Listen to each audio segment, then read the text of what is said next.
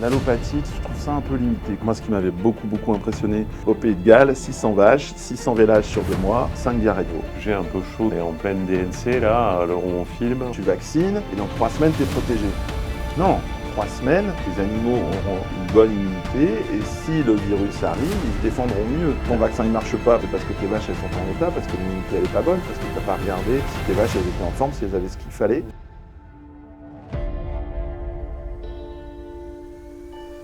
Eh bien, bonjour Sébastien. Bonjour Laurent. Bienvenue dans ce nouveau podcast AgriLearn. Ça me fait très plaisir de te recevoir. Merci, moi aussi ça me fait très plaisir de te voir et d'être revenu ici à Beaupont. Bah oui, parce que ça fait déjà plusieurs années qu'on travaille ensemble. Et je t'avais sollicité il y a quelques années parce que je voyais tes posts sur les réseaux sociaux, notamment sur l'immunité et sur les oligos. Tu faisais il y a quelques années des posts expliquaient à quoi ça servait le zinc, à quoi ça servait tout ça. Et tu parlais aussi des plantes et je me disais, bah tiens, c'est vachement intéressant d'avoir un vétérinaire finalement qui s'intéresse à ces sujets-là parce que les éleveurs et les éleveuses, on verra, parce qu'on a un public assez féminin sur ces sujets-là, sont très friands de ces sujets-là. Et il a besoin d'être abordé avec beaucoup de rigueur et de sérieux. Et du coup, j'étais rentré en contact à ce moment-là avec toi en disant, est-ce que tu serais intéressé pour faire des vidéos? Et on a commencé comme ça sur une première série sur les huiles essentielles et la phytoaroma, on va dire, les plantes en général et comment on les utilise. Tout à fait, Et on a poursuivi avec la parasito, voilà, on y reviendra.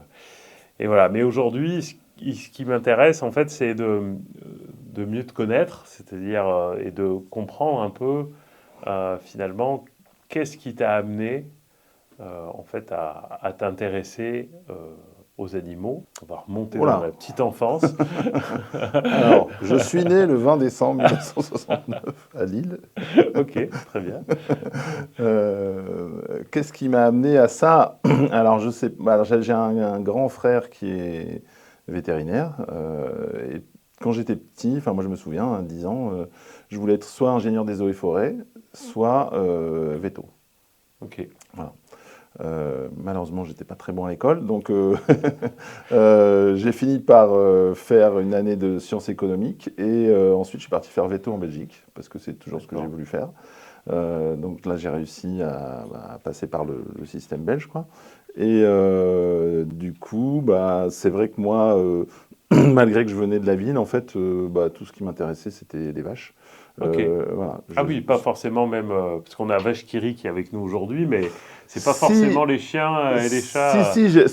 Enfin, j'adore les animaux, enfin, j'en ai toujours eu, enfin, j'en ai eu rapidement, enfin, mes parents avaient eu un teckel qui était horrible, mais après, moi j'ai demandé à avoir, j'étais le seul dans la famille à demander à avoir un chien, donc j'ai eu un chien, et puis après, j'ai rencontré ma femme très tôt, qui est aussi dingue des animaux. Elle a toujours eu des lapins, des poules. Enfin voilà, fut un temps, maintenant ça s'est calmé, mais fut un temps à la maison où on a juste une maison avec un jardin. On avait plus d'une centaine d'animaux entre les canaris, les poules, les lapins, les chiens, le bouc qu'on emmène à la plage. Enfin voilà, donc on a toujours une vie sans animaux. Pour nous, c'est pas possible.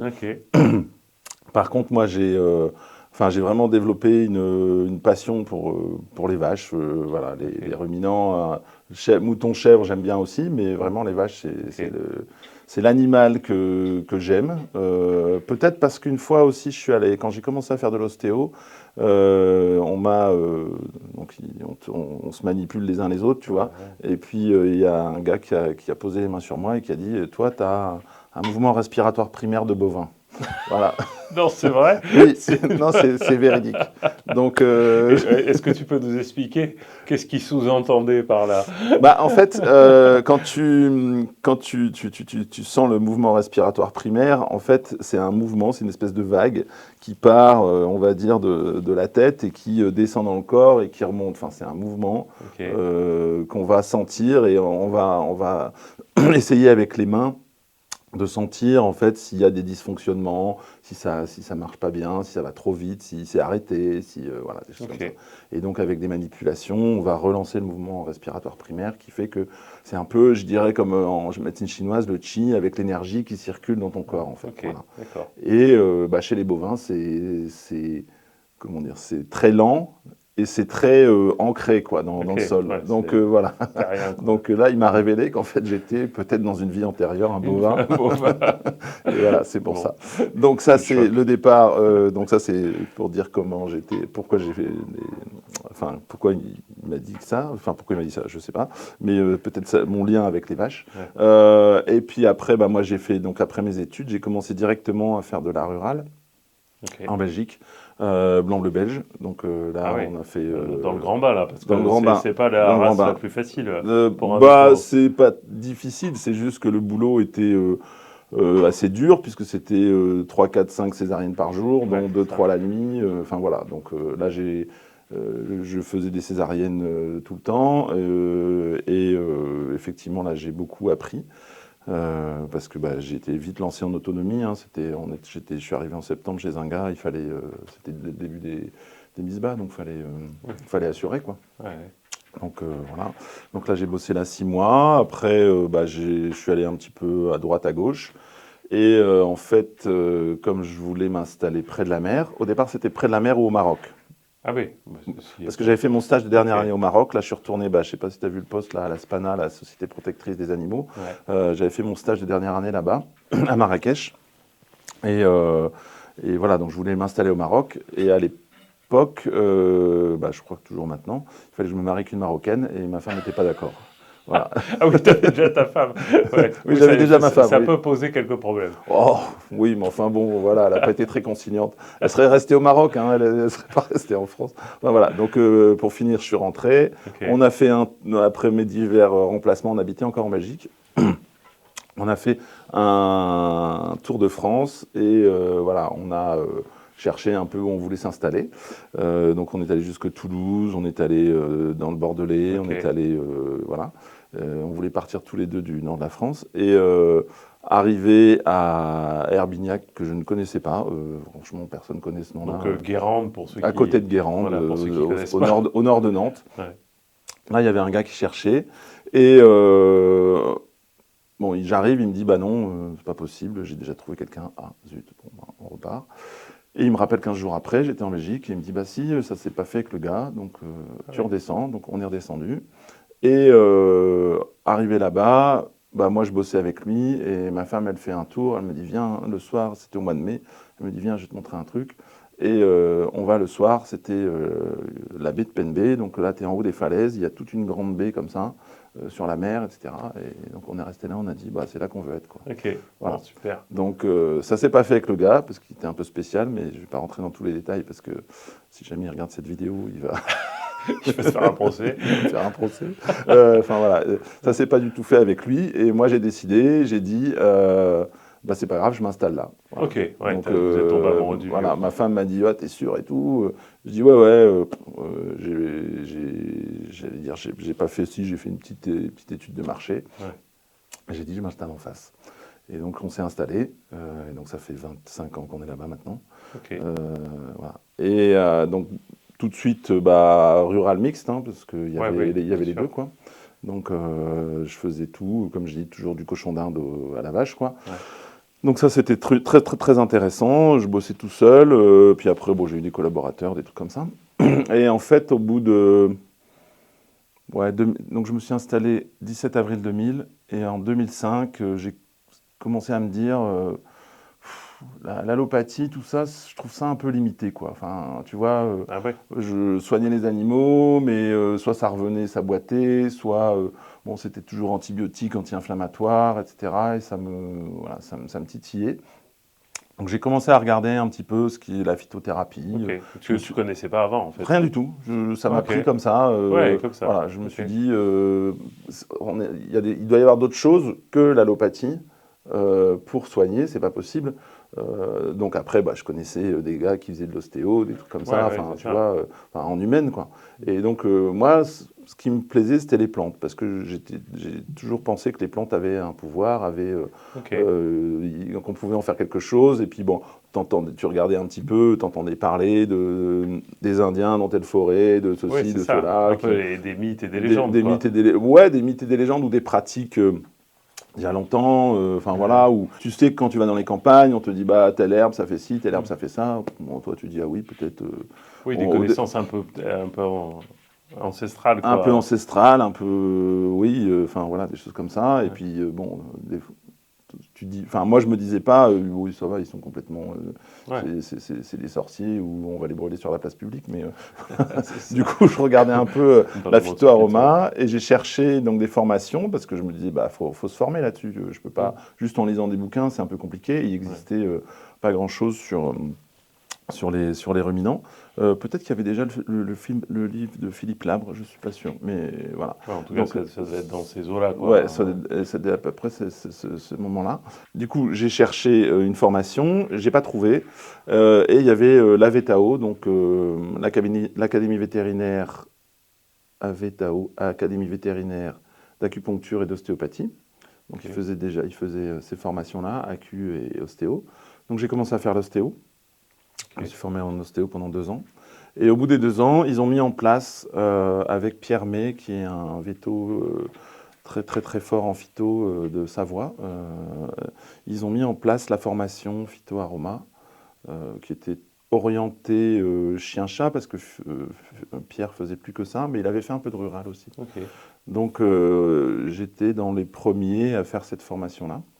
Donc c'était super intéressant et après j'ai commencé à l'appliquer dans ma pratique quotidienne, que ce soit avec les vaches, avec les chiens, avec les chats, les chevaux. C'est quoi la première réaction? Parce que du coup tu t'es formé, tu étais déjà installé depuis 5 ans en gros, du coup tu avais déjà une clientèle. La première fois que tu arrives chez le paysan qui normalement tu lui fais un antibio puis là tu dis je te propose d'essayer autre chose. C'est quoi leur réaction? C'était un peu compliqué. Est-ce qu'ils se sont dit, oula... C'était en 2007, c'était un peu compliqué. Maintenant, j'avais alors je ne vais pas faire de discrimination, mais j'avais quelques bios quand même qui étaient ouverts à l'homéopathie, des choses comme ça. Et donc, où là, ils ont bien voulu que je commence. Après, les autres, en voyant le résultat ou en voyant que ça coûtait moins cher, si tu veux, je faisais aussi de l'ostéo. Donc, la vache, elle boitait, je remettais l'épaule et puis je leur disais, tu vas masser avec ça. Je ne vais pas dire que je leur laissais pas le choix, mais je leur faisais masser avec des huiles essentielles. Le gars, il économisait un flacon d'anti-inflammatoire. Il voyait que ça marchait. Donc après, il revenait en chercher. Voilà. Ouais, c'est ça. Sur les mammites, pareil. C'est des gens pragmatiques, quoi. Donc, sur les mammites, je lui disais, tiens, on va mettre ça. Alors, maintenant, j'ai amélioré, mais je veux dire, je faisais des petits mélanges, je venais avec mon mélange, je lui disais, tiens, on va mettre ça sur la mamelle. Et après, ils revenaient en chercher. Ils trouvaient que ça marchait. Ils étaient contents, ça coûtait pas cher. Voilà. Donc, l'argument économique et le résultat visible rapidement, ça c'est 2 clés qui font que petit à petit ils s'y sont mis, quoi. Ouais, voilà. Et après moi, c'est vrai que c'est vraiment ça qui m'intéressait, si tu veux. Donc sans rester fermé du tout à l'allopathie, j'étais pas s'il y avait besoin ou même pour moi on peut toujours les associer. Donc ça c'était pas le problème pour moi, quoi. Je voulais pas, j'étais pas avec des œillères à vouloir qu'ils fassent que de la phyto. Donc et puis après tu connais tes clients, donc selon leur sensibilité, tu sais que tu veux leur proposer ou pas. Tu sais que le mec un jour tu vas arriver, tu vas lui dire tiens. Tu vas lui donner des plantes, il va dire non mais c'est pas pour ça que je t'ai appelé, quoi. Ouais, c'est ça. Donc voilà. Donc c'était pas toute la clientèle, enfin pas la grosse majorité de la clientèle n'était pas en phytoaroma, mais j'en avais quelques-uns, quoi. Voilà.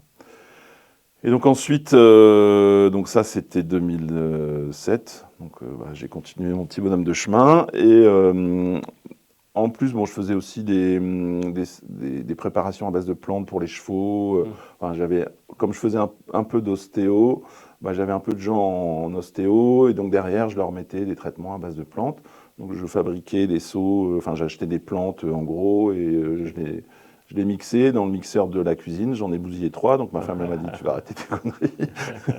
Et du coup, ça marchait très bien. Et puis, donc je m'intéressais pas mal un peu plus aux chevaux et je me suis intéressé au parage naturel. Parce que, bah, effectivement, moi je trouvais aussi que bah, mettre des fers, etc., je comprenais pas trop. Avec la physiologie du pied, je me disais, bon, bah, c'est quand même une contrainte. C'est comme si, moi j'aime bien marcher pieds nus, donc je me dis, voilà, avoir tout le temps des godasses qui sont en plus clouées sur tes pieds, c'est un peu bizarre, quoi.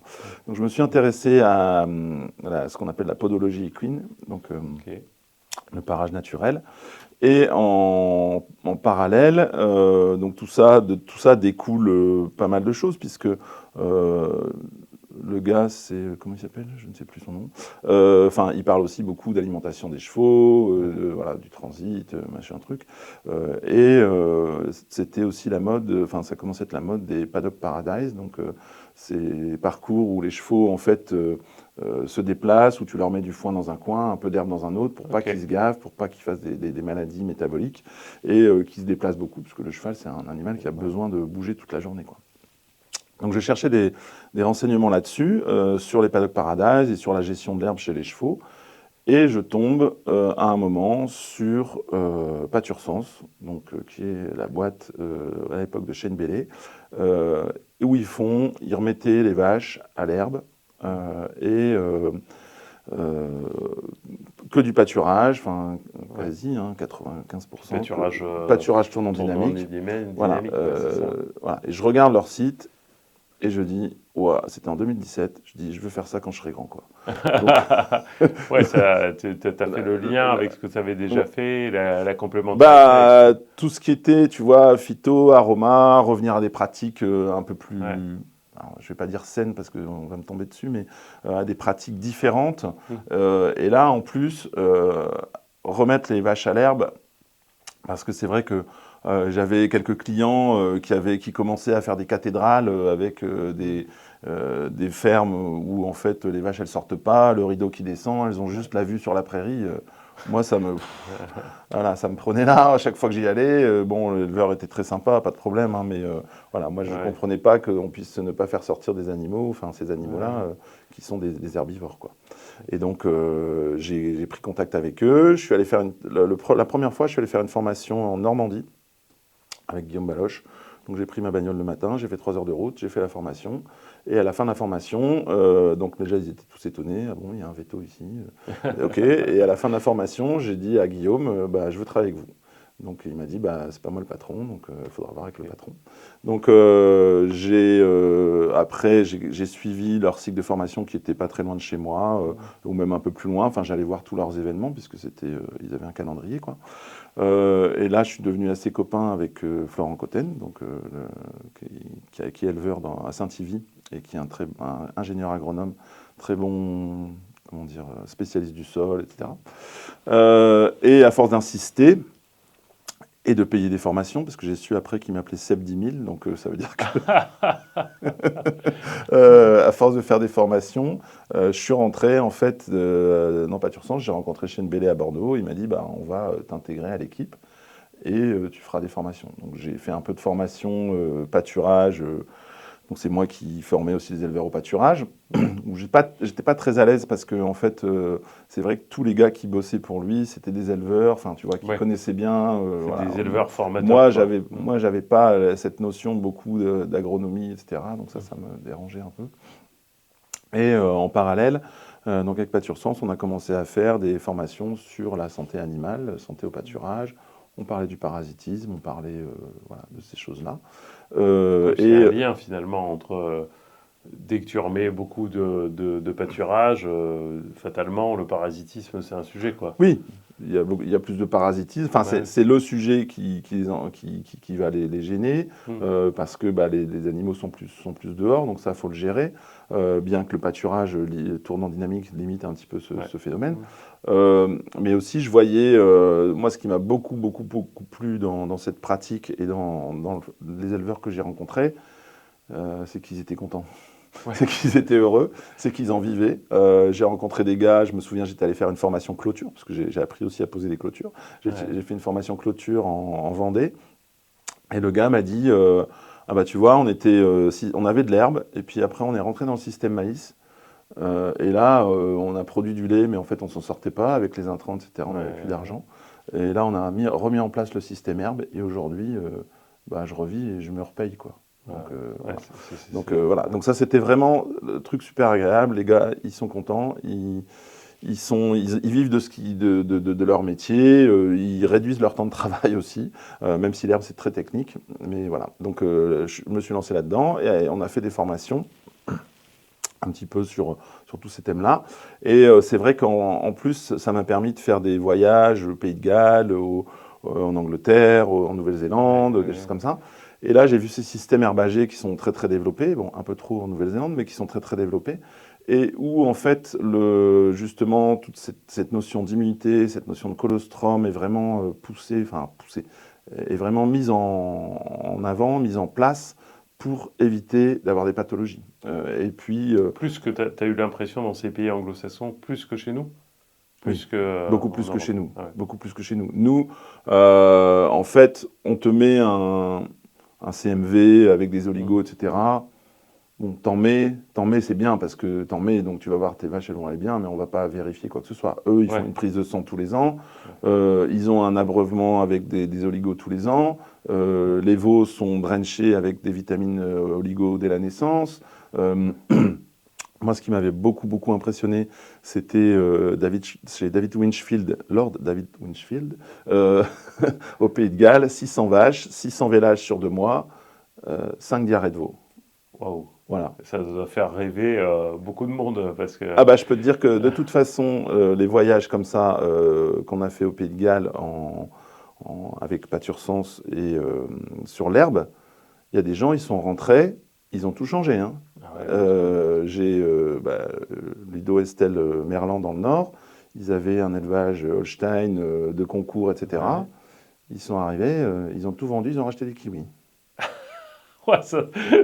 Voilà. Quand je suis allé en Nouvelle-Zélande, Antoine Renou, qui est à côté de chez moi, il avait acheté des normandes, 100 normandes, de concours, etc. aussi. Donc il voulait faire du pâturage, il avait déjà mis un peu de choses en place. Il est rentré, il a vendu toutes les normandes, il a racheté des kiwis. Maintenant, il y en a 350. Tu peux préciser peut-être, moi je pense que la plupart des éleveurs laitiers savent, mais si toutefois il y a des non-éleveurs qui nous écoutent ou des non-éleveurs de vaches, est-ce que tu peux préciser ce que c'est comme croisement la kiwi? Ah, la kiwi, c'est un croisement au départ jersier frisonne, néo-zélandaise.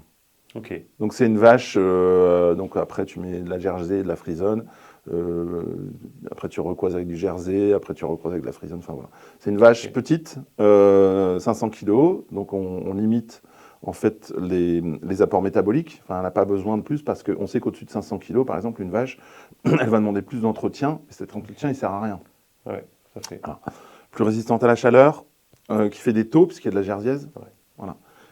Et qui pâture, enfin voilà, elle regarde l'herbe, elle grossit et elle fait du lait, quoi. Ah ouais, donc c'est une jersiaise optimisée, quoi. Ouais. C'est ça. C'est ça, c'est une jersiaise optimisée avec la frisonne qui produit et la jersiaise qui fait des taux. Donc on a les avantages, en fait, c'est l'effet d'hétérosis, on pourrait dire on a les avantages en fait des deux races. Tout à fait. Parce que d'habitude on le voit plus sur des croisements, j'allais dire avec une race à viande sur une race laitière, et en fait on peut l'avoir aussi du coup. Là c'est les laits pour avoir quelque chose qui donne du lait avec peu d'énergie, enfin peu d'énergie si, l'herbe il y en a, mais je veux dire avec juste de l'herbe, quoi.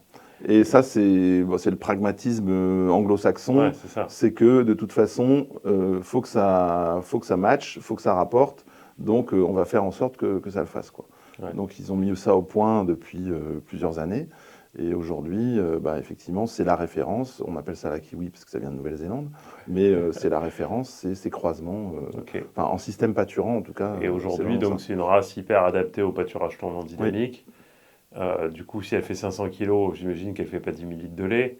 Non. Donc, elle va peut-être faire 5-6 000. Ouais, enfin 5-6 000, oui, c'est déjà des grosses productrices en 5-6 000. Plutôt 400 000. Mais après, on peut monter jusqu'à 5-6 000. Après, le truc, c'est que tu multiplies le nombre de vaches. En fait, ce qui est intéressant, c'est le nombre de lait à l'hectare et pas la production par vache. D'accord. Voilà.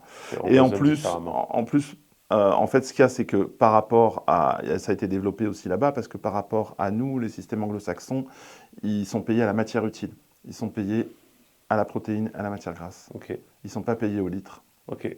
Donc en fait, une vache qui produit 40 litres, mais avec des taux qui sont très bas, c'est pas très intéressant, quoi. Ouais, ok. Donc voilà. Enfin, donc on va pas faire un exposé sur la kiwi. Non, mais c'est intéressant parce que du coup,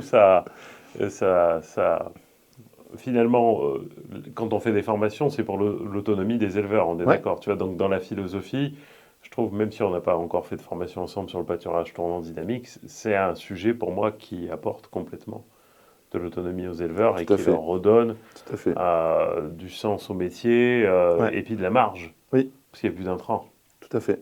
C'est pour ça que ça m'intéressait que tu précises un peu oui, ça c'est sûr que sur la marge, je veux dire, moi je vois des jeunes installés, mon copain Kevin à Plounier-Véporzé, voilà, le gars il s'installe, il sort un salaire, il rembourse la banque.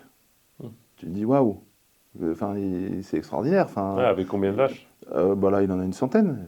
Il va monter à 150 tout seul, en monotraite.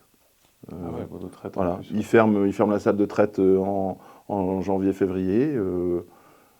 Des fois, on lui demande, mais quand est-ce que tu bosses, Kevin? S'il nous écoute, il va être content. Non, mais il a une grosse période, la grosse période de vélage. Effectivement, là, il bosse vraiment, quoi. Et après, en fait, il y a la routine qui s'installe avec la monotraite. Bon, il y a la phase de repro où il faut faire très attention. Donc, c'est très, très technique, en fait, parce que ça paraît facile comme ça, on rigole parce que le gars, il a fait sa traite le matin, il s'occupe des veaux, puis après, bon, il va faire son tour d'herbe, etc. Donc on n'a pas l'impression qu'il bosse beaucoup par rapport aux autres. Mais bon, il fait ses 35 heures, il n'est pas non plus à 72 heures, donc voilà. Il a une vie à côté, quoi.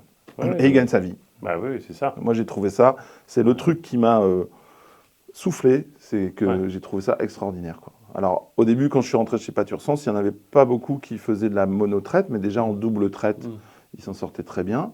La monotraite, c'est un autre pas à sauter, parce que, oh là là, je vais diminuer la production de autant, mais tu diminues aussi la bouffe de autant, tu diminues le temps de travail, tu augmentes les taux, donc du coup, au niveau des taux, tu es un peu plus rémunéré. Voilà, donc c'est tout un système, il faut se lancer, c'est comme se lancer qu'à l'herbe, il faut vouloir, quoi. Voilà. Donc tout ce système-là faisait que moi, en voyant ces vaches anglo-saxonnes, où ils font aussi l'état corporel, donc tu vois, par exemple, j'en reviens je pense que c'est pareil, moi j'ai eu un choc au Pays de Galles, David Winchfield, 600 vaches, taries, en extérieur, pas de toit, au Pays de Galles, en hiver. Et les vaches, elles sont toutes rondes, toutes en état, rondes comme des ballons, bien nourries, etc. Et cette période-là où il me disait, on a 600 vélages et on a 4 veaux. Donc je me suis dit, déjà, j'ai essayé beaucoup avec la phyto, l'aroma, d'aller en avant, de faire de la prévention, etc. Et là, je me suis dit, mais voilà, il y a vraiment quelque chose à faire chez nous. On ne va pas du tout dans ce sens-là, en fait. On nourrit beaucoup pour faire du lait, et derrière, on ne va pas voir que on va encombrer le foie, qu'on va les mettre en acidose, etc. Donc, il faut revenir aux basiques, quoi, et peut-être produire moins, mais produire mieux. Et puis surtout, pour le bien-être animal, pour faire de la prévention, voir en amont ce qui va bloquer, quoi. Et donc, c'est ce qui m'a poussé donc, à développer ces formations sur l'immunité, sur la phytoaroma, sur les oligos, etc. Parce que je me suis rendu compte en lisant toute la littérature, les thèses et machins, américains, anglais, français aussi, que les oligos, c'est quand même oligovitamines très important. Et moi, je trouvais que c'était négligé. Quand je vois, il y a beaucoup d'éleveurs, vont faire un profil, ils ne savent pas ce que c'est, on ne leur a pas expliqué, on leur a pas expliqué pourquoi il fallait donner ci, donner ça. Donc, voilà. Concrètement, on en a déjà discuté, tu vois, avec Yann Mathieu, par exemple, quand on fait les formations sur les rations. Finalement, quand on fait une ration, on s'arrête énergie, protéines, calcium, phosphore. Et généralement, on s'arrête là. Oui. Donc là, tous les oligos, les vitamines, etc., comme tu dis, on met un seau, parce qu'il faut mettre un seau, à lécher. Ouais. Mais en fait, aujourd'hui, ça se travaille encore peu comme un vrai apport, une vraie ration. Tout à fait. Ou comme si on donnait une ration finalement d'oligo et de minéraux aux animaux, et du coup une ration différente en fonction du stade physiologique, etc. Ouais.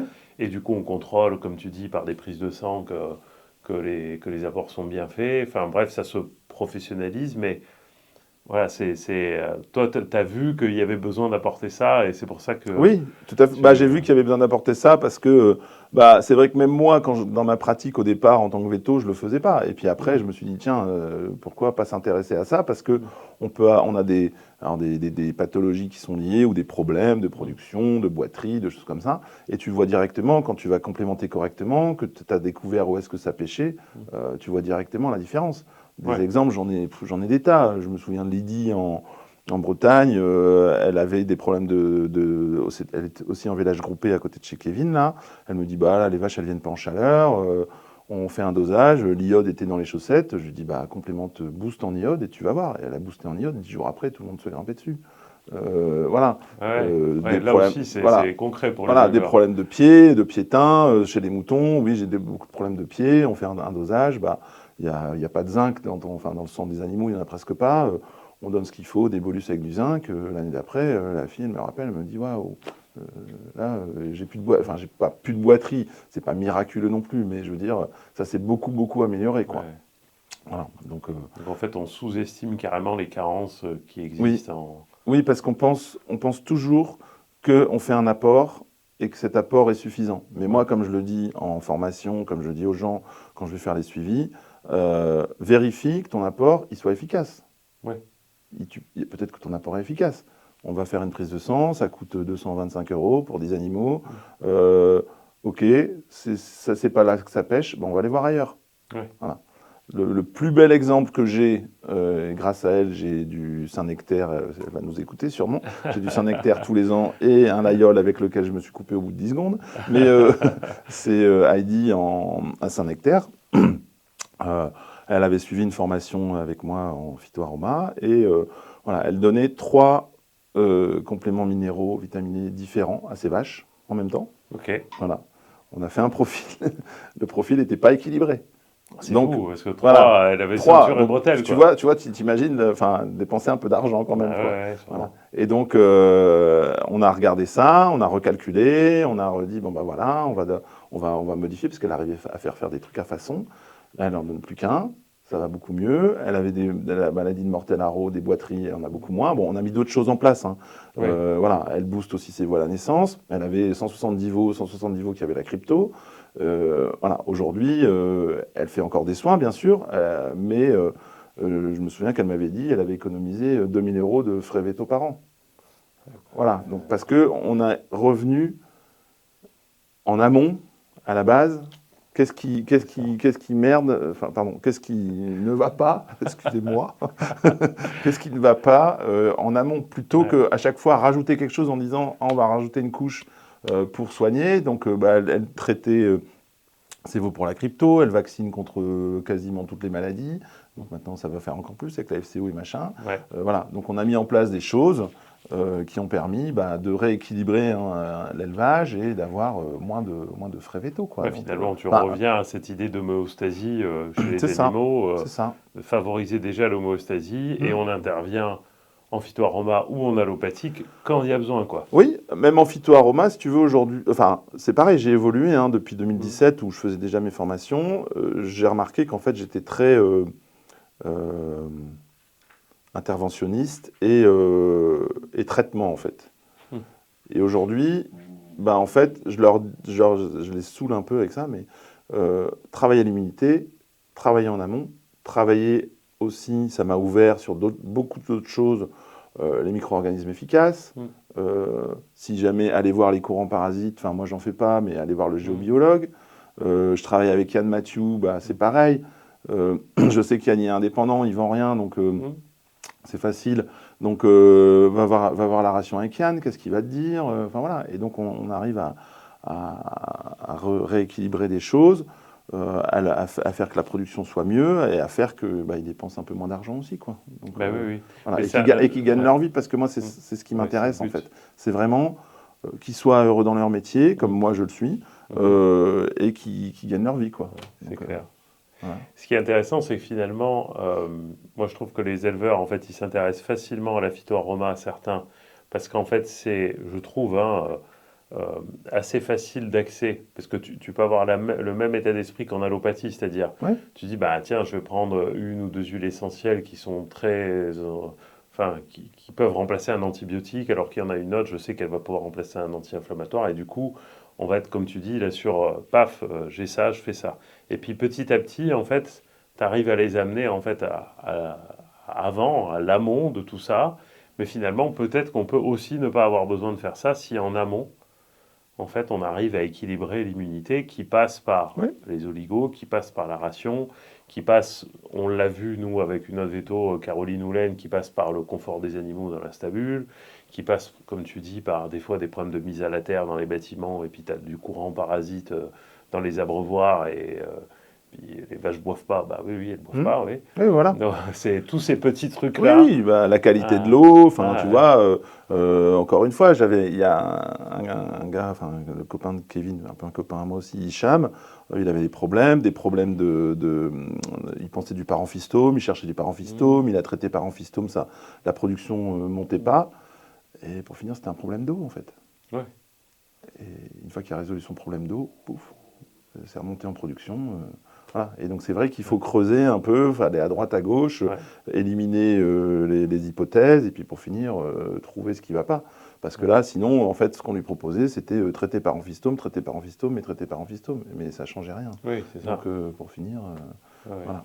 Ouais, toujours la cause. Ouais, c'est vraiment intéressant. Voilà. Et ce qui m'avait aussi, alors je ne vais pas dire beaucoup, enfin si, j'avais beaucoup aimé, pourtant en tant que veto, c'est paradoxal, c'est que quand j'ai vu les systèmes pâturants, tout de suite, quand tu lis la littérature, tout de suite, quand tu vois les gars, tu dis, il y a moins de soins en fait. Ouais. Il y a moins de problèmes. Il peut y avoir plus de problèmes de boiterie, mais à partir du moment où ils s'équipent, qu'ils font des bons chemins, des choses comme ça, il y a beaucoup moins de problèmes de boiterie. Il y a moins de problèmes de mammites, il y a moins de problèmes de cellules. Les vaches, elles sont dehors, elles sont bien. Enfin, tu vois, il y a tout un tas de choses En fait, qui fait que... tu respectes plus les besoins fondamentaux du bovin, Oui, finalement. il y a des besoins physiologiques qui sont là. Ouais. Ils ont besoin d'espace, ils ont besoin d'aller dehors, ils ont besoin d'interaction sociale correcte parce qu'ils ne sont pas confinés dans un bâtiment. Ils ont besoin d'herbe, ils ont besoin de soleil pour faire de la vitamine D. Et puis, et ça se passe mieux. Alors, ils n'ont pas zéro problème, mais... je me souviens, j'avais fait justement une formation avec Kevin et tous ses copains là, en Bretagne. Et puis, ils ont fait la formation. Et ma fille est retournée voir un des gars que j'aime beaucoup, Goulven. Et elle lui a dit, ah bah t'as fait une formation avec mon père et tout. Il m'a dit, oui, j'ai fait une formation avec ton père, mais en fait, je ne vais pas trop m'en servir parce que j'ai jamais de problème. C'est excellent. Donc voilà, ils avaient fait la formation parce qu'ils avaient envie de faire une formation avec moi et que c'était une bande de potes et que je suis pote avec Kevin et voilà. Mais si tu veux, voilà, c'était... franchement, Kevin, de temps en temps, il me pose des questions, mais pour la gestion, enfin voilà, des trucs comme ça, mais ils n'ont pas vraiment besoin de ça en plus, parce que les vaches vont bien, parce que les vaches vont dehors, parce qu'elles sont bien menées, parce que, enfin aussi, ils sont très très techniques, ça je peux pas dire le contraire. C'est pas l'herbe, c'est pas un truc tout simple, c'est vraiment hyper technique. Parce que souvent on a l'image, tu sais, de l'herbe. Des fois, on voit dans le Charolais, finalement, tu sors tes vaches au mois de mars, avril, là, quand il commence à faire beau, dans une parcelle, puis tu les récupères au mois d'octobre ou de novembre dans la même parcelle. Tout à fait. Des fois, tu l'as changé en cours de route, tu as fait deux parcelles. Et en fait, c'est l'image qu'on a. On voit des vaches dans les prés. Mais traditionnellement, on ne s'amuse pas à les changer tous les 4 matins. Des fois, les parcelles sont loin, tout ça. Donc, c'est pas... en fait, il y a pâturage et pâturage quand même. Exactement, il y a pâturage et pâturage. Là, c'est du pâturage technique. Et ça a été montré, je ne sais plus, il y avait une étude là, qui est sortie il n'y a pas très longtemps, où ils ont montré que c'était quand même le plus efficace au niveau santé, au niveau bien-être, au niveau... voilà, et au niveau production, au niveau... Enfin voilà, c'est le plus efficace, parce que là, tu vas leur faire manger le meilleur. Et puis, bah... voilà, comme ils mettent en place déjà des systèmes parcellaires, des chemins, des systèmes d'eau, donc c'est quand même assez technique. Après, bon, ils se rendent bien compte qu'il faut rentabiliser le truc. Enfin, et ça va le rentabiliser assez vite. Et qu'en plus, derrière, en fait, il y a d'autres petites choses qu'il faut mettre en place, comme la complémentation en LIGO, parce que, en fait, comme ils sont aussi en vélage groupé, il faut que la repro, ça matche vraiment bien. Donc, tu vois, c'est pas au petit bonheur la chance, quoi. Enfin, je dis pas que les autres font au petit bonheur la chance, hein, mais je veux dire, voilà. Et c'est ça aussi qui est très, très intéressant avec ces éleveurs, c'est que c'est très technique et voilà, ça t'oblige, en tout cas moi, parce que j'ai pas la science infuse, à aller voir aller toujours de l'avant, aller chercher des choses, aller se former, voilà. Et c'est ça qui m'intéresse, quoi. Apprendre et après partager ce que j'ai appris. Ça, c'est vraiment le truc que j'adore, quoi. Bon, super. Il y avait un thème que je voulais aborder aussi avec toi, qui était le thème parce que des fois c'est mal compris, de la complémentarité justement entre ces pratiques, j'allais dire, alternatives comme la phytoaroma, l'ostéo, etc. Tu as fait aussi un peu d'acupuncture, hein, je crois. Non, enfin l'acupuncture, je me suis formé, j'ai fait 2 jours avec Naïla. En fait, c'est parce que je mets les huiles sur des points d'acupuncture. Voilà, c'est ça. Voilà. Mais j'ai pas... tu en fais pas. Okay. Non, j'ai essayé, enfin j'ai fait 2 jours avec Naïla, et après je suis rentré à la maison, j'ai dit à ma femme, je vais te faire de l'acupuncture, et je lui ai planté des aiguilles dans V60 parce qu'elle avait mal, mais j'avais pas vu que j'avais 2 aiguilles, donc j'ai forcé, elle m'a dit, ça fait mal ton truc, donc je n'ai plus touché à une aiguille. Okay, d'accord. Mais j'ai eu, effectivement, après, suite à ça, j'ai eu, dans ma clinique, quand je l'avais encore, j'ai eu une fille qui faisait que de l'acu, et voilà, ça m'intéressait j'aimerais bien le faire, j'ai pas le temps, mais... Ça, j'avais commencé à me former au shiatsu aussi, donc c'est un peu la même chose, mais avec les mains, quoi. Ça, j'aime beaucoup le shiatsu. Et comment tu vois entre toutes ces méthodes et finalement l'allopathie, souvent les gens ont tendance, enfin certains vétérinaires ont tendance à l'opposer, en disant finalement, toi j'ai l'impression que tu vois ça plutôt comme une complémentarité. Moi, c'est un couteau suisse. Comment tu gères ça aussi concrètement? C'est-à-dire, est-ce que il y a des situations où tu sais qu'il faut aller sur l'allopathie tout de suite? Est-ce qu'il y a des situations où tu dis on commence par la phytoaroma, ensuite on fait l'allopathie, ça marche pas? Ou alors est-ce que tu fais les deux en parallèle parce que c'est plus puissant? Enfin, comment tu gères ça en fonction des situations? Oui, moi ce que je dis c'est que c'est vraiment complémentaire, c'est-à-dire qu'on le sait, ça a été montré par des études, même en médecine humaine, etc., que par exemple utiliser des huiles essentielles avec des antibiotiques sur des problèmes respiratoires, on va avoir, comment dire, s'il n'y a pas d'antagonisme entre les deux, on va plutôt avoir un effet bénéfique parce qu'on a les huiles essentielles qui vont attaquer les bactéries à peu près au même endroit que les antibiotiques, donc on va avoir une potentialisation des deux, quoi. Moi, comment je le vois, c'est-à-dire que je m'interdis rien entre utiliser l'allopathie, utiliser la phytoaroma. Je sais aujourd'hui qu'il y a des choses qui marchent en phytoaroma sur les problèmes digestifs des veaux, sur les problèmes respiratoires, etc. Mais je préviens toujours les éleveurs et moi, je leur dis, si ça ne s'améliore pas en temps de temps, tu utilises des antibiotiques, ou tu peux utiliser les antibiotiques au début en même temps que la phytoaroma. En parasito, c'est compliqué parce qu'aujourd'hui, par exemple, on a assez peu de choses qui marchent, mais en même temps, qui marchent. Comment dire? C'est difficile parce qu'on se base, et moi le premier, je n'ai pas encore trouvé la méthode différente, il faut que je réfléchisse. On se base en fait sur des coproscopies où on dit il y a autant d'œufs, il faut qu'on arrive à 95% d'efficacité. Donc effectivement, avec la phytoaroma aujourd'hui, on y arrive assez peu. On ne descend pas à ces 95%, mais les animaux sont mieux, les animaux repartent en production. Voilà, donc on peut le faire. Et puis tout dépend des objectifs, en fait. Si tu es prêt à attendre un petit peu, à ce que ça mette un peu plus de temps, voilà, ça dépend de l'éleveur aussi, quoi. Il y en a qui, au début en tout cas, ils vont être assez impatients. J'ai fait la phyto, j'ai fait une huile le matin, le soir c'était pas mieux. Attends un petit peu. C'est sûr que la piqûre d'anti-inflammatoire, c'est le soir, il n'y a plus de température, quoi. Mais c'est... Donc par rapport à ta question, comment on va utiliser la phyto ou l'aroma, il n'y a pas d'incompatibilité. Et après, c'est l'éleveur qui voit selon sa sensibilité et selon la pathologie, selon les résultats qu'il a eus. Ça va plus être son expérience à lui. moi, je lui apporte mon expérience à moi avec mes retours. Enfin, j'essaye de faire beaucoup de retours. On arrive, par exemple, à soigner des cystites avec des plantes. Ça marche très, très bien. J'ai un exemple sur un petit veau charolais. Voilà, on a commencé comme ça. On a vu l'amélioration assez rapidement. Enfin, le gars a vu l'amélioration en 24 heures. Il a continué et il n'y a pas eu besoin d'aller chercher des antibiotiques. Voilà. Donc après, c'est...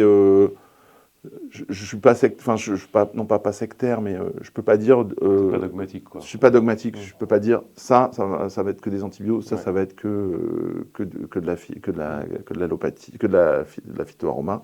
Non, c'est. En fait, en quelque sorte, tu as élargi ta boîte à outils. C'est ça. Dans ta boîte à outils, avant, tu avais que de l'allopathie. Maintenant, tu as Oui. plein d'autres choses, Oui. dont l'immunité. Oui. Enfin. Bah, dans l'immunité, là, par exemple, tu vois, je reviens sur la parasito. La parasito, c'est difficile de se passer du chimique. Quand tu as besoin, en fait, de résultats, tu veux vraiment que les génisses, elles fassent 1 kg, tu veux que les agneaux, ils fassent 350 grammes, tu es obligé de jongler avec les deux. Maintenant, ça m'a permis aussi d'aller chercher un peu plus loin. Donc aujourd'hui, j'ai les gélules d'oxyde de cuivre là, pour les moncus, pour le verre des chèvres et des moutons, qui marchent très très bien. Okay. Ça permet à l'éleveur de limiter fortement les traitements chimiques. Anaël, qui est dans le 41, Camille, qui est en Lozère, elles mettent ça.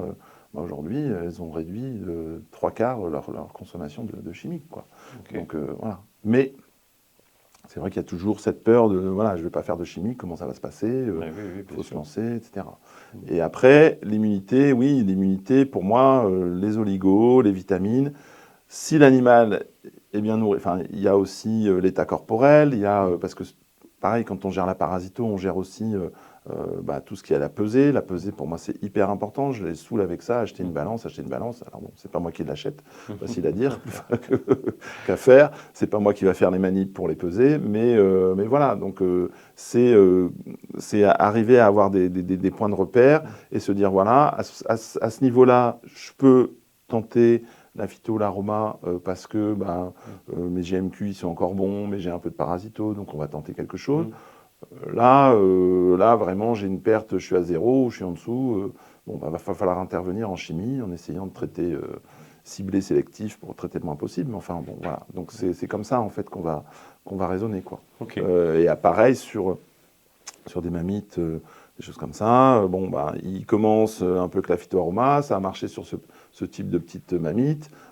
Par contre, c'est un peu plus important, la vache est pas bien, oui, là je vais appeler le veto. Enfin, moi je suis pas contre le veto, heureusement, mais je suis pas contre le fait qu'ils interviennent en allopathie ou avec le veto. Voilà, pour moi, c'est vraiment totalement complémentaire. Ouais. Et je le disais encore hier, je crois. Il y a une chose, par exemple, qu'on ne fait pas en allopathie, qu'on devrait faire, même si ce n'est pas un concept qu'on nous apprend, entre guillemets, c'est drainer le foie, par exemple, quand on va traiter un animal. Alors que ce soit avec la méthionine, lysine, méthionine et du chimique, ou que ce soit, un chimique j'aime moins, ou que ce soit avec des plantes, mais même si tu fais un traitement sur une mamite allopathique, drainer le foie, ça va aider la vache. Si j'avais su, il y a 15 ans, que les vaches en mamite colibacillaire, je leur redonnais de la livèche en même temps que je faisais ma perf et mes antibiotiques, je pense que j'en aurais sauvé plus. Bon. C'est ça. Maintenant, c'est ma conviction aujourd'hui, quoi. Voilà. Et puis après, tu vois, les gens, ils commencent avec... là, on dérive du sujet, mais je veux dire, ils commencent avec la phytoaroma, ils vont vers l'acupuncture, ils vont vers les EM, ça les ouvre aussi à beaucoup de choses qui leur permet d'améliorer la santé globale, la santé du troupeau, l'ambiance du bâtiment, voilà. Et nous, on le voit quand ils commencent à se former chez nous, ils peuvent avoir la porte d'entrée qui va être la phytoaroma, mais après, effectivement, ils vont aller chercher toutes les autres facettes du puzzle, comme tu viens de citer, donc les rations, la qualité de l'eau, l'immunité, etc. Et parce qu'en fait, c'est cette approche un peu, comme on dit, à 360 degrés qui permet d'avoir des animaux en bonne santé et puis d'avoir une ferme rentable. Oui, puis moins de stress, moins de stress. Il y en a toujours du stress, mais tu tu as fait les choses en amont, tu les as bien faites, tu sais que ça va. En général, ça va, les animaux, enfin moi je le vois, en tout cas particulièrement maintenant avec FCO et MHE, ils sont moins impactés.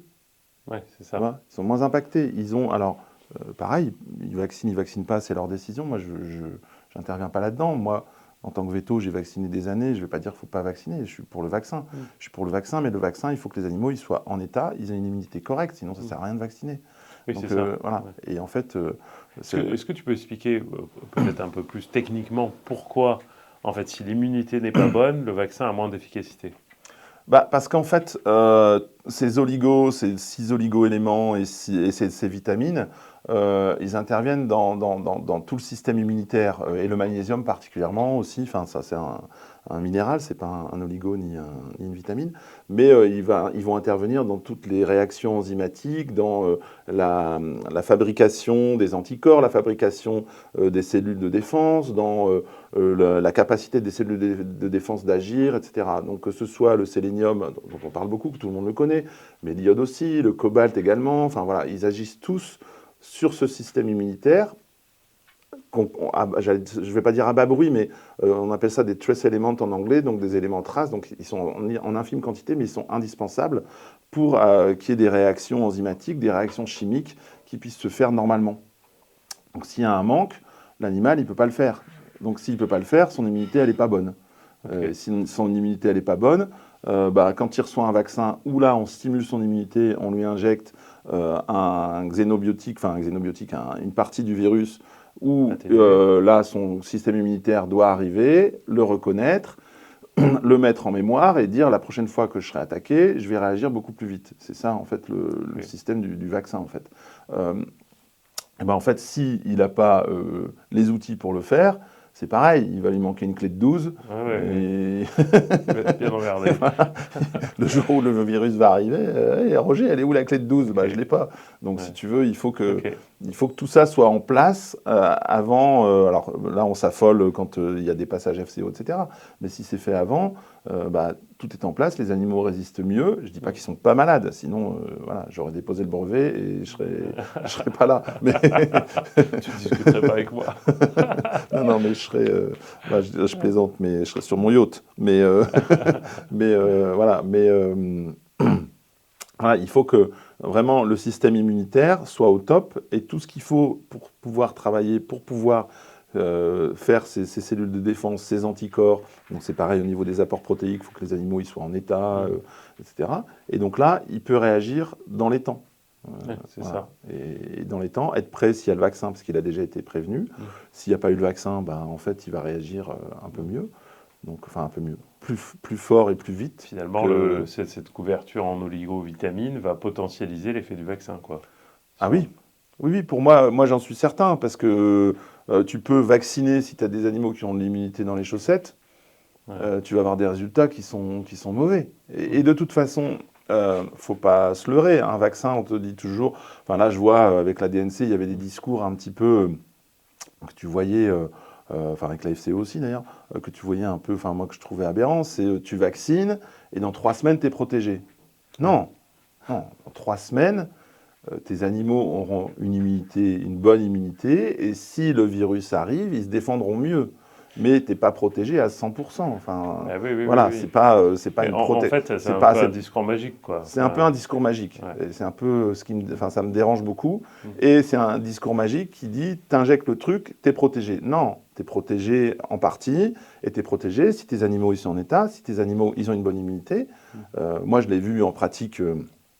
J'ai quand même pratiqué 25 ans, des animaux faire des vaccins sur des bovins, vaccins respiratoires où l'immunité elle est 0, en fait, tu as l'impression que tu n'as rien fait. Des vaccins diarrhée sur des vaches qui n'ont pas d'immunité et qui ne transmettent rien dans le colostrum, tu n'as rien fait. Donc le gars, il n'est pas content parce que ton vaccin, il ne marche pas. Non, ton vaccin, il ne marche pas parce que tes vaches, elles ne sont pas en état, parce que l'immunité, elle n'est pas bonne, parce que tu n'as pas regardé en amont voilà, si tes vaches, elles étaient en forme, si elles avaient ce qu'il fallait pour assimiler le vaccin, pour que le système immunitaire l'assimile et se défendre la prochaine fois qu'il y a une agression, quoi. Voilà. C'est vraiment super intéressant parce qu'on voit bien cette nécessité de complémentarité entre les approches. Oui, ouais, tout à fait. Ça, c'est important parce que sur les réseaux sociaux, c'est souvent opposé, si tu veux. Quand tu vois les commentaires, etc. Il n'y a pas que sur les réseaux sociaux, enfin, je veux dire, dans la vie de tous les jours, enfin, tu l'as dit toi-même, tu as les allopathes et les homéopathes. Enfin, voilà, moi j'ai un médecin qui est un copain. Voilà, si je lui parle de plantes, je lui dis, enfin, je vais jamais chez le médecin, mais les peu de fois où j'y vais, si je lui dis, j'avais ça, j'ai pris ça, il rigole. Oui, tu vois, il me dit, oui, moi aussi je bois du pastis, je fais de la phytothérapie. Donc, donc voilà, donc et si tu lui parles ostéopathie ou autre, voilà, c'est des charlatans, enfin c'est pas des charlatans, mais bon, c'est pas son truc, quoi. Ouais, c'est ça. Donc c'est dans la, enfin c'est pas dans la vie de tous les jours, mais enfin si on le voit dans la vie de tous les jours, puisque tu as des journaux qui te sortent comme quoi l'homéopathie totalement inefficace, enfin l'ordre des médecins ou je ne sais quoi qui va mettre en avant ça, comme quoi ces médecines-là, voilà. Mais voilà, aujourd'hui ça se développe en médecine vétérinaire, la phytoaroma, c'est très bien, moi je suis très content. Je pense que l'immunité, c'est quelque chose encore où là, il devrait vraiment faire quelque chose. Enfin, il faut faire quelque chose dessus. Il faut aller voir de ce côté-là. C'est sûr qu'il y a moins de soins après, mais en même temps, c'est ça que veulent les éleveurs. C'est ça qu'ils demandent, en fait. C'est d'avoir le troupeau qui va bien, le moins de soins possible, le moins de stress, plus de bien-être, et voilà, quoi. Oui, tout à fait. J'aimerais qu'on aborde aussi les sujets un peu chauds du moment. Là, on est en pleine DNC, là, à l'heure où on filme. En plus, nous, on est dans la zone. Et finalement, alors, on a l'impression que ça arrivait de nulle part. Finalement, quand on regarde la DNC, ça existait avant, puis il y a la FCO, il y a la MHE, bref, on a l'impression qu'il y a, et puis si on parle des autres espèces, là, il y a la grippe aviaire qui vient de la peste porcine, bref, on a plein de maladies comme ça un peu, je ne sais pas comment les appeler, on appelle ça des maladies émergentes, mais est-ce qu'elles sont vraiment émergentes? Je ne sais pas trop. Émergentes, j'allais dire en Occident, enfin chez nous, émergentes en Europe en fait. Mais c'est des maladies qui existent depuis extrêmement longtemps, la FCO, c'est 1890, je crois, en Afrique du Sud. Oui, voilà. Donc c'est par l'introduction de moutons européens. Donc c'était sûrement des maladies d'animaux sauvages qui sont passés du sauvage de ruminants sauvages, du sauvage au domestique. Et après, voilà, effectivement, c'est la propagation par le commerce. C'est le vecteur principal en fait. Donc le commerce mondial finalement. Commerce mondial. Donc c'est la même chose que chez les humains. Oui. Bien sûr. Ça se propage. Comme le Covid, ça part de Chine et puis ça part partout parce que les gens voilà, ils prennent tous l'avion. Voilà. Quelle est ton analyse un peu sur par rapport aux éleveurs? Parce que du coup, c'est quand même assez douloureux. Là, la FCO, il n'y a pas eu d'abattage systématique, mais il y a eu de 5 à des fois 40-50% de pertes. Donc pour un éleveur, c'est dramatique. Sans parler de l'économique, il y a l'économique, mais il y a même moralement.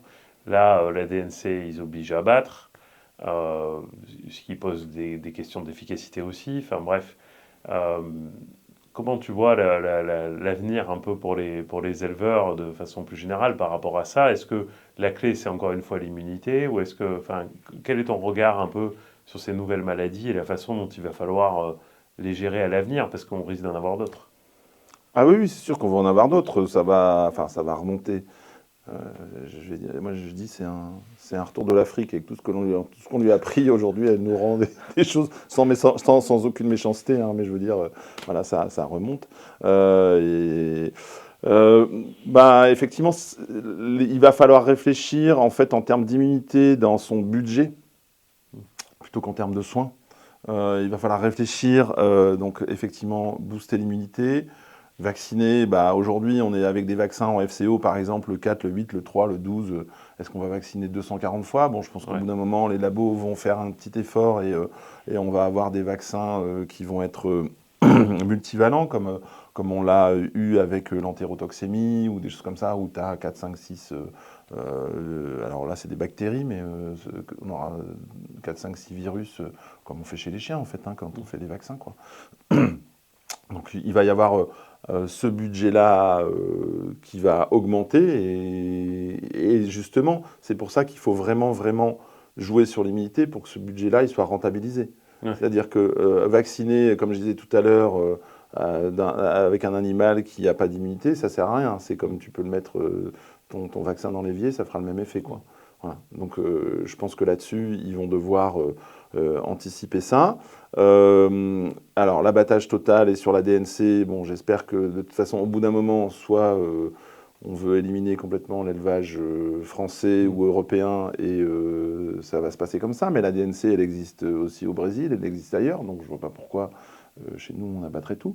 Normalement, si l'immunité est bonne, si le vaccin est étendu à tout le monde, on va finir par avoir une certaine immunité. Et un peu comme la FCO, on va avoir des cycles. Et comme ils ont eu en Israël avec la DNC, c'est-à-dire qu'ils ont des épidémies, puis ça repart, enfin ça baisse, puis ça revient. C'est juste qu'on sait que maintenant elle est là, quoi. Oui, c'est ça. Donc il y aura sûrement une petite baisse de vigilance parce qu'au bout d'un moment, on va moins vacciner, parce qu'on ne va plus financer les vaccins. Il y a aussi ce problème-là du financement des vaccins. Voilà, donc ça va être un budget pendant un certain temps, la DNC va baisser, puis elle va revenir. Voilà. Donc, je ne sais pas, je ne suis pas Nostradamus malheureusement, sinon j'aurais les chiffres du loto, mais moi je le vois plus comme ça, prévention, immunité, vaccination bien sûr, quand les vaccins seront dispo. Est-ce qu'on va falloir anticiper des pertes aussi probablement. Maintenant, je n'ai pas assez voyagé, je ne suis pas assez allé voir comment. Alors, c'est des pays souvent d'Afrique subsaharienne, donc ce n'est pas du tout les mêmes conditions. Mais comment ils gèrent ça au niveau perte dans le cheptel, quoi. Perte d'exploitation, je ne sais pas. Enfin, je n'ai pas de réponse vraiment claire, à part le fait que moi, je le vois et on aura aussi une prévention mouche, mais sans faire du chimique.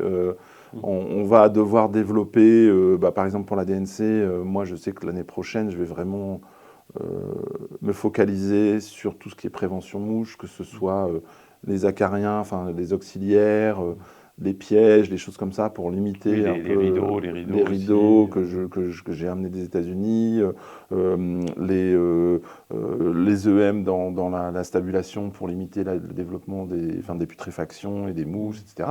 Alors ça ne va pas tout faire, mais c'est des choses auxquelles les éleveurs vont devoir penser, auxquelles ils vont devoir mettre un budget, parce que c'est vrai que par exemple les acariens, les mini-guêpes, etc., ça coûte. Ouais, tu peux donner un exemple concret d'utilisation des acariens, par exemple, des mini-guêpes? Les acariens, les mini-guêpes, dès le printemps, enfin avant le printemps même, tu fais ton plan, tu te dis, bon, je vais implanter des acariens dans la litière, dans les endroits donc, au bas des murs, des choses comme ça. Je vais implanter des mini-guêpes. Et donc ces petites bestioles-là, sympathiques, puisque logiquement, elles ne font pas de dégâts collatéraux, en fait, vont se nourrir des asticots et donc vont limiter la prolifération des mouches. Okay. Voilà. Donc, on va limiter ça. On va mettre des pièges aussi pour les mouches qui survivraient, entre guillemets, pour les piéger, pour limiter cette prolifération. On va mettre des bandes collantes à côté des abreuvoirs dehors, parce que quand les vaches vont boire, en fait, les mouches décollent et vont se coller dessus. Et donc, on va... Et puis après, en sortie de salle de traite, on va mettre le rideau avec... Donc moi, je mets de l'huile de Nîmes parce que je n'ai pas d'effet sur l'entomofaune à l'extérieur où les vaches vont passer tous les jours. Et donc, on va avoir un produit répulsif, insecticide, mais avec assez peu d'effet sur l'entomofaune, etc., sur la biodiversité. Parce qu'on a vu là avec la FCO où les gars ils mettaient de la métrine toutes les semaines. Donc dans les résidus de viande, dans les résidus de lait et sur l'entomofaune, je n'ose même pas imaginer ce que ça va faire. Enfin, voilà, donc c'est ces choses-là auxquelles les éleveurs vont devoir penser, mettre en place en amont, parce que quand tu le fais, quand les mouches elles sont déjà là, c'est trop tard. C'est trop tard. C'est beaucoup trop tard. Il y a beaucoup d'anticipation. Il y a beaucoup d'anticipation. Commencer à mettre des pièges dès le mois d'avril, commencer à mettre ces acariens, ces guêpes dès le mois d'avril. Après, il faut répéter en fait l'apport de guêpes, l'apport d'acariens pour être sûr que ça limite. Et voilà, donc pour moi, c'est... tu vois, bon, je commence à répondre à la question que tu m'as posée il y a 10 minutes. C'est bien, mieux vaut tard que jamais. Mais voilà, donc ça, c'est des budgets qu'ils n'avaient pas ou qu'ils ne considéraient pas et qu'il va falloir prendre en compte pour limiter la propagation et limiter. Alors effectivement, je peux pas dire ça va marcher à 100%. Ça, plus l'immunité, logiquement, on devrait commencer à avoir des animaux qui vont mieux se défendre. On va limiter les mouches et comme voilà, on peut pas faire du napalm partout pour limiter les mouches. Mais ah bon, merde. Mais non, mais voilà. Donc c'est au niveau de l'exploitation. Alors. Malheureusement, sur la FCO, les études que j'ai lues aujourd'hui, ça n'a pas apparemment changé grand-chose. Enfin, en tout cas, sur les moucherons. Bâcher les fumiers. Ok. Comme aujourd'hui, maintenant en Angleterre, c'est obligatoire. Ils ne peuvent plus laisser les fumiers avec les écoulements. Est-ce qu'il y aura d'autres techniques qui vont nous permettre aujourd'hui, qui vont se développer, bâcher les fumiers pour tu as moins de jus autour, qui sont des biotopes pour la reproduction des culicoïdes ou des mouches ou des choses comme ça. Donc c'est des pratiques qu'ils n'ont pas encore, qu'ils vont devoir apprendre. Enfin apprendre, c'est pas très compliqué, mais je veux dire qu'ils vont devoir mettre en place et pour lesquels il faudra un budget, à mon avis. C'est ça. Ouais.